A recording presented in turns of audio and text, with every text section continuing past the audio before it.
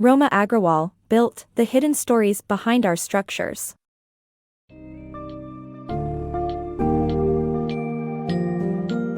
Embark on a fascinating journey into the world of structural engineering, as Built. The Hidden Stories Behind Our Structures explores the impressive feats and knowledge that engineers possess, and the critical role this plays in the construction of the world we live in.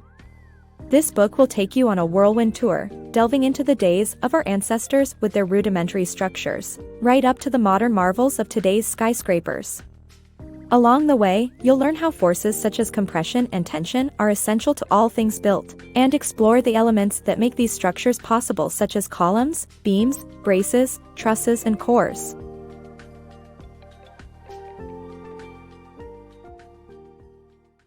Mastering compression and tension. On August 27, 1907, the catastrophic collapse of the Quebec Bridge demonstrated the dire consequences of a structural engineering miscalculation.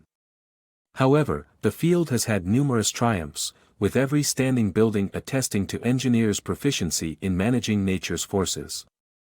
There are two key forces that put stress on structures: compression and tension. Compression occurs when weight is placed on an object, while tension arises when weight hangs from an object.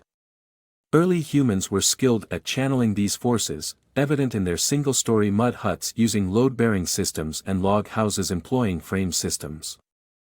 Mastery of compression and tension has been crucial since the first structures were built and remains indispensable today.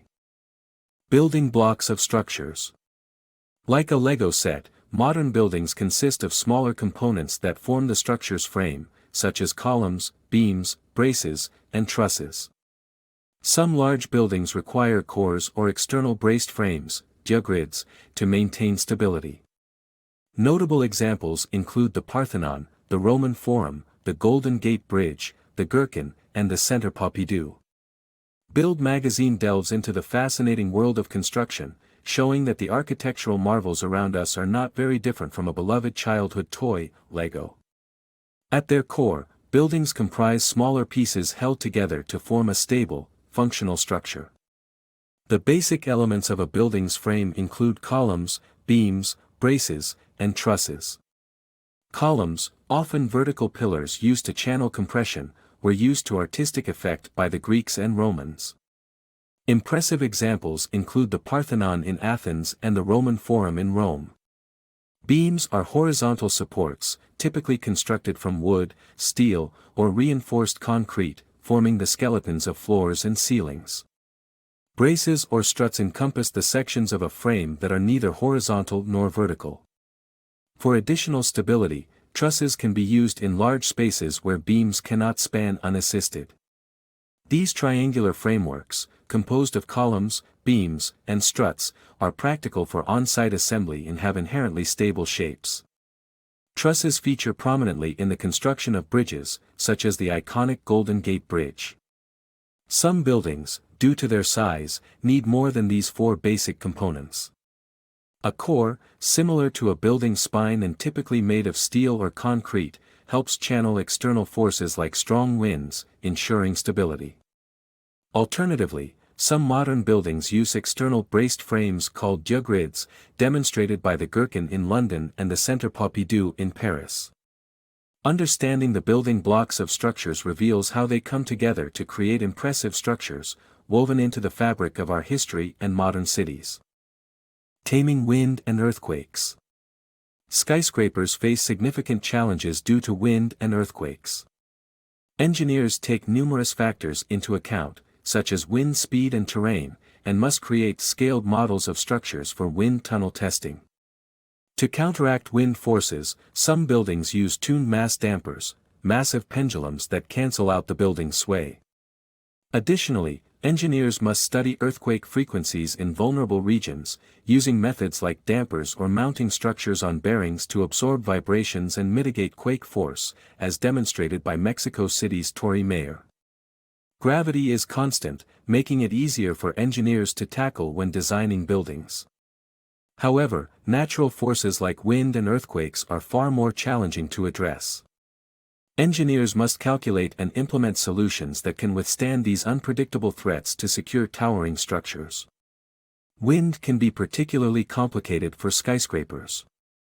Calculating wind forces poses fewer problems for smaller structures, depending primarily on factors like distance from the ocean, elevation, and surrounding terrain. For towering buildings, however, engineers must create to-scale models of the structure and its nearby landscape, then test these miniature versions in wind tunnels. Even when skyscrapers employ robust cores, they may still sway in the face of strong wind forces. To combat this, some colossal structures utilize tuned mass dampers. These hefty pendulums reside in the building's center and counteract the edifice's sway by oscillating in the opposite direction when wind strikes. Taipei 101, a towering 500-meter skyscraper in Taiwan, houses such a damper, which has already protected the building during Typhoon Soudelor in 2015. Besides wind, engineers must also consider earthquakes when designing structures. Relying on recorded earthquake frequencies in susceptible regions, they ensure that buildings do not exhibit similar natural frequencies, measured in vibrations per second. Several methods can help minimize earthquake-related damage. For instance, buildings can be mounted on large rubber pads, or bearings, that absorb significant vibrations. Alternatively, dampers can be placed between structural components like columns, beams, and braces. An excellent example of earthquake-resilient design is Mexico City's Torre Mayor, which features a complex network of 96 hydraulic shock absorbers arranged in X patterns throughout its frame. When a massive 7.6 magnitude earthquake struck the city, Torre Mayor not only withstood the tremor without damage, but its occupants remained completely unaware of the quake's occurrence. Thus, engineers must anticipate, calculate, and protect against the impacts of wind and earthquakes, employing a variety of innovative techniques to safeguard towering structures and their inhabitants. Lessons from structural disasters. A tragedy struck in 1968 when Ivy Hodge from Canning Town, London unknowingly caused a gas explosion in her high-rise apartment, leading to the death of 4 people. This calamity taught engineers about the importance of firmly attaching a structure's components and avoiding a single point of failure. Another well-known example of engineering oversight is the collapse of the World Trade Center in 2001, when planes damaged protective layers and exposed the steel structures to extreme heat. Since then, engineers have improved building designs with stable concrete cores and escape routes for added safety.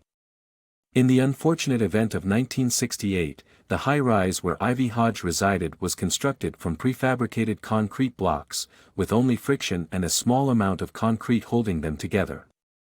A gas leak from a faulty boiler led to a small explosion when Hodge tried to light her stove. This seemingly insignificant blast resulted in the collapse of several floors, culminating in the death of 4 people. Such incidents have helped engineers realize the importance of securely connecting a building's components and avoiding the disproportionate effect that occurs when there's a single point of failure. These lessons have made modern structures significantly more resilient than in the past. The collapse of the World Trade Center's Twin Towers highlights the dire consequences of engineering shortcomings. When these buildings were constructed in 1973, they were designed to withstand an airplane collision. However, advancements in aviation meant that planes could hold more fuel, resulting in much larger explosions than anticipated by the original engineers. The impact of the planes not only damaged the protective paint coating the steel columns and beams but also destroyed the gypsum panels insulating the core from fire.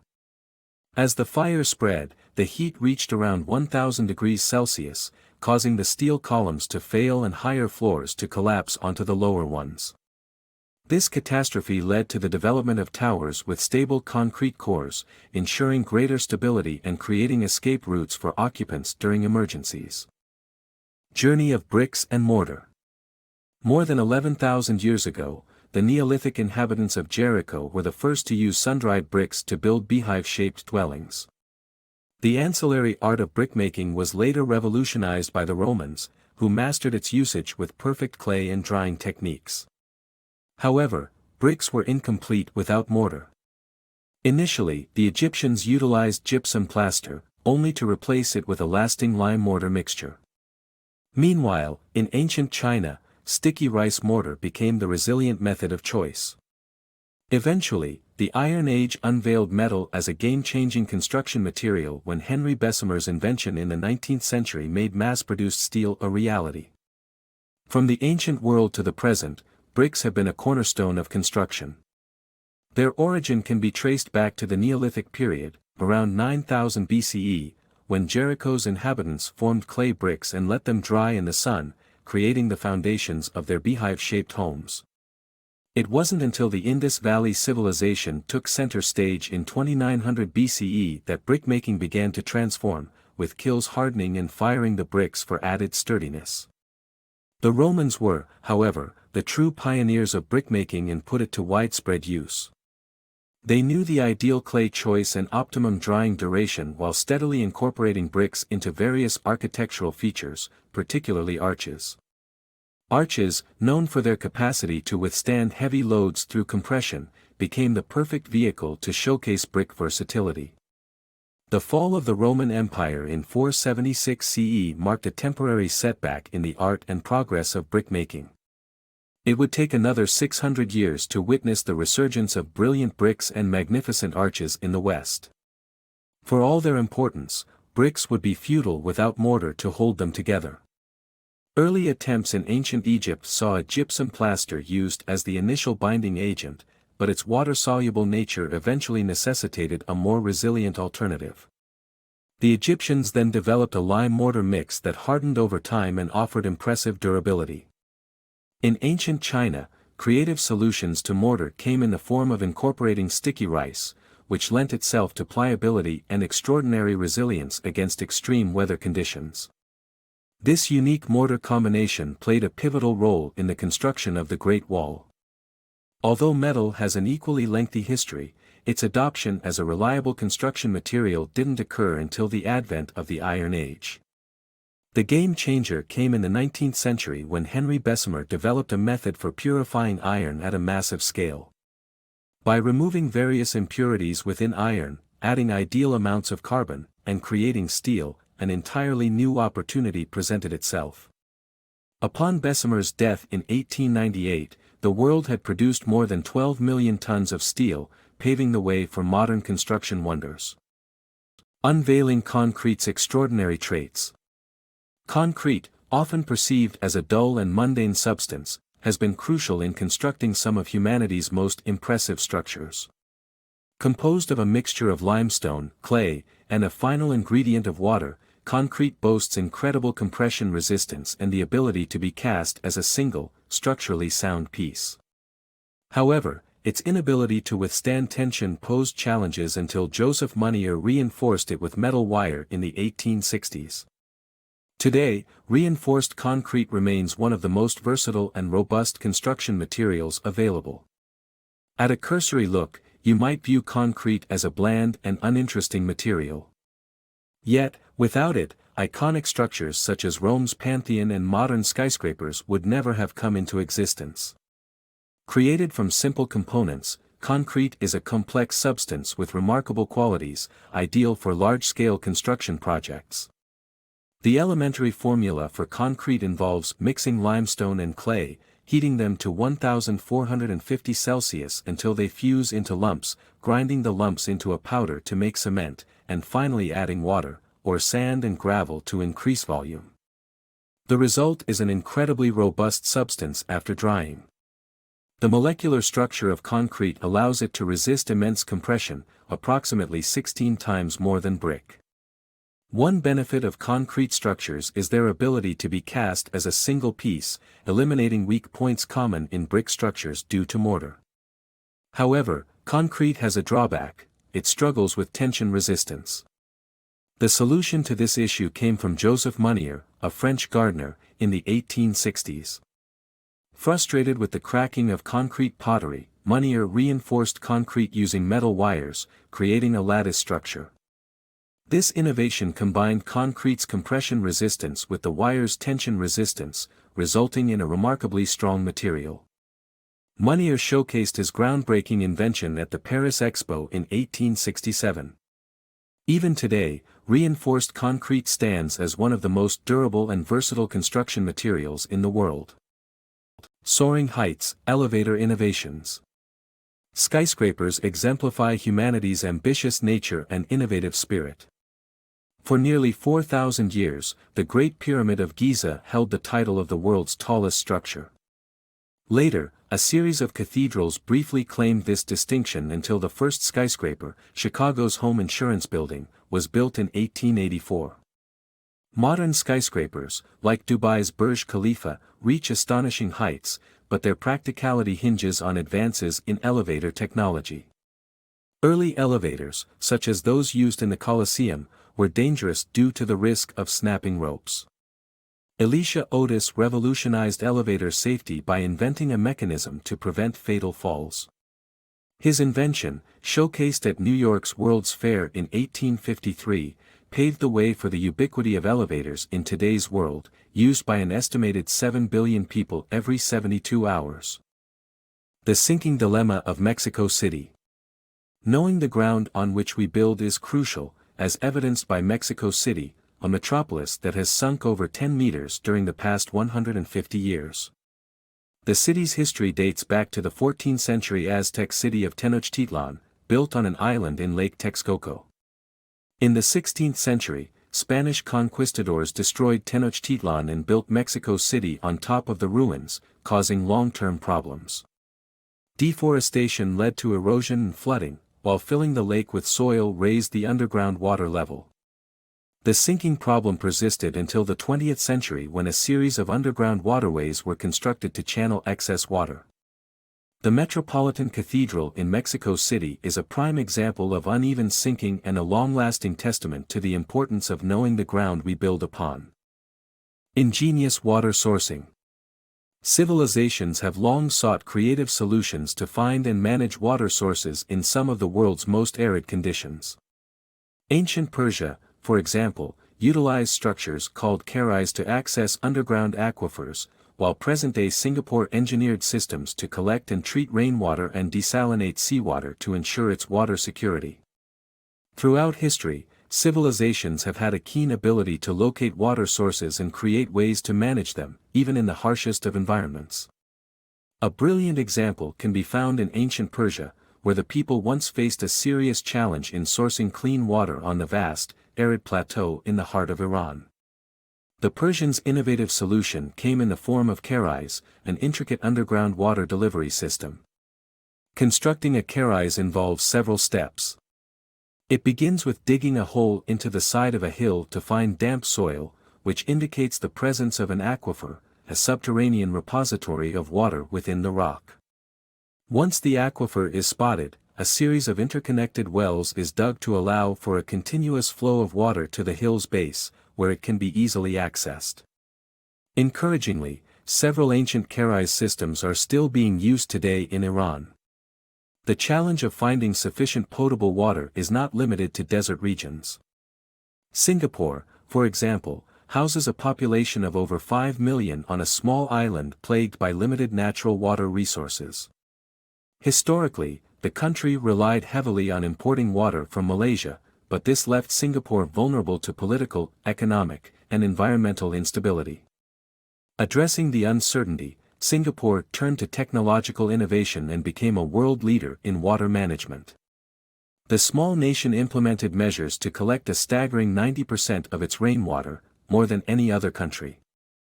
Additionally, Singapore makes extensive use of wastewater treatment and desalination. The city-state's first desalination plant alone produces 30 million gallons of drinkable water daily. Now, these innovative systems account for 50% of Singapore's water supply, a figure set to rise to 85% by 2060. The examples of ancient Persia and modern Singapore demonstrate the human capacity for ingenuity in overcoming the limitations of their environment. By employing both tried-and-true methods and cutting-edge technology, civilizations throughout history have been able to discover and harness vital water resources, paving the way to sustained growth and development. Sewage triumphs, Japan and London. The way societies handle human waste showcases their level of advancement.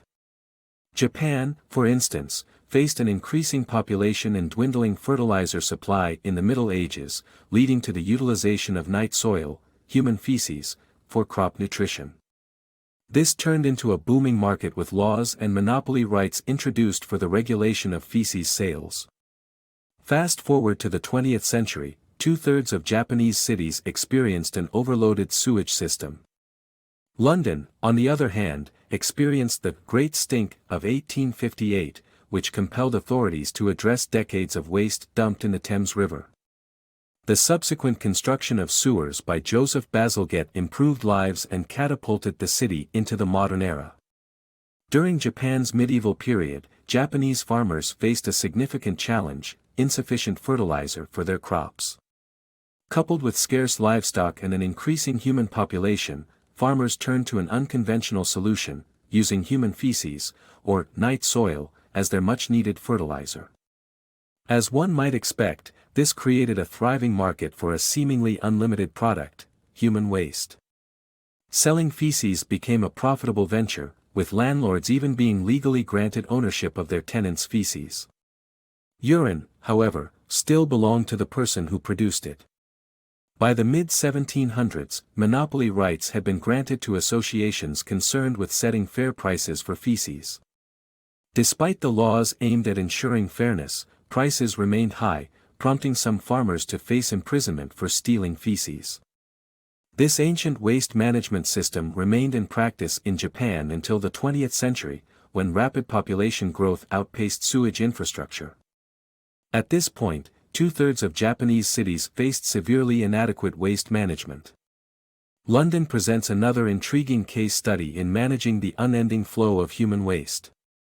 Throughout its history, the city's sewage, including feces, urine, and even corpses, was dumped primarily into the Thames River or its tributaries. As one would expect, this led to noxious odors wafting throughout the city and cholera outbreaks spreading among the populace. But it was the Great Stink of 1858, resulting from an exceedingly hot summer, that eventually pushed Parliament into action. After rigorous debate, Parliament assigned Joseph Bazalgette to the daunting task of developing an entirely new sewage system for the city. Bazalgette ingeniously designed a network of tunnels running under the Thames and its tributaries to carry the waste far from the population. His foresight allowed him to build sewers capable of handling a population of 4 million, double the number living in the city at that time. The construction of the 2,100-kilometer-long sewage system was completed in 1875, significantly improving the lives of Londoners and marking a pivotal moment in urban planning history.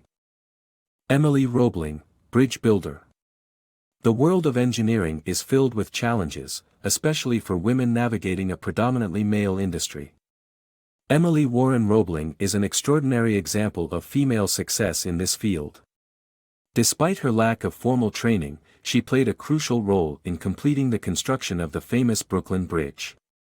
Faced with adversity and even tragedy, Emily's unwavering determination and passion for engineering led her to assume all of her husband's roles and safeguard the project's progress. Today, her story remains a beacon of inspiration for aspiring female engineers across the globe. In the world of engineering, women often face unique challenges as they break through the barriers of a male-dominated field. Emily Warren Roebling offers an inspiring story of resilience and achievement that transcends these challenges. Passionate about engineering from an early age, Emily married Washington Roebling, son of the renowned engineer John Augustus Roebling. Emily wholeheartedly supported her husband's ambitions, assisting him in research and immersing herself in the field. In 1865, John Augustus Roebling contracted to design and construct the Brooklyn Bridge, joining New York and Brooklyn. Tragically, he contracted tetanus and died just weeks into the project.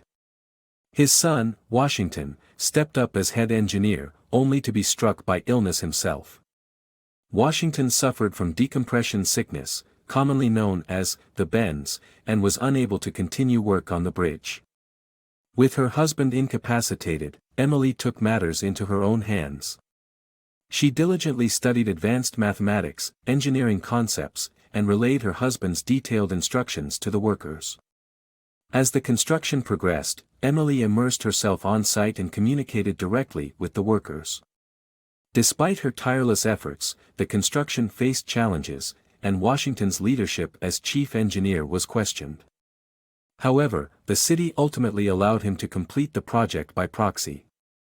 Emily's invaluable contributions and unwavering commitment ensured the bridge's completion, with her standing proudly alongside President Chester A. Arthur during its opening in 1883. Emily Roebling serves as a steadfast example of the impact of tenacity and determination in the face of adversity. Women in engineering can draw inspiration from her historic achievements and continue to break down barriers in this challenging industry. Future engineering wonders. The future of engineering is being revolutionized by cost-efficient advancements, such as the replacement of plywood molds with plastic ones, innovative 3D printing technology, the usage of robots in construction, and the application of biomimicry principles inspired by nature. These groundbreaking developments have the potential to reshape the engineering and construction landscape while optimizing resources and boosting creativity. Progress in engineering is marked by a constant drive for innovation and better solutions. One such improvement is the switch from plywood molds to plastic ones for constructing concrete structures. Plywood molds are not cost-effective, and usually end up discarded after use. Plastic molds, on the other hand, are more affordable, easily transportable, and can be reused, making them the smarter choice in modern construction. 3D printing is yet another revolutionary development that has already started to impact the engineering world. This technology allows for component parts to be produced at a fraction of the cost with recycled materials. One memorable example is the completion of a fully 3D printed pedestrian bridge in Madrid in 2016. Robots, too, are becoming increasingly common in the construction industry. Not only were they involved in analyzing the weight-bearing capacity of the aforementioned bridge in Madrid, but they have also been integrated into tasks like laying bricks and pouring concrete. The concept of biomimicry is also changing the way we approach engineering and construction. By studying and replicating nature's solutions, we are discovering new ways to build stronger, lighter, and more efficient structures. Stuttgart's Landesgartenschau exhibition hall is a prime example. Inspired by the sea urchin's skeleton, its domed structure composed of fitted plywood plates offers strength and lightness. Additionally, researchers like Phil Purnell of the University of Leeds are working on robotic designs that mimic white blood cells, identifying weaknesses in infrastructure and facilitating timely repairs. Although the complete future of engineering may be uncertain, what we know is that continued innovation in the field will enable us to achieve feats limited only by our imaginations and ambitions.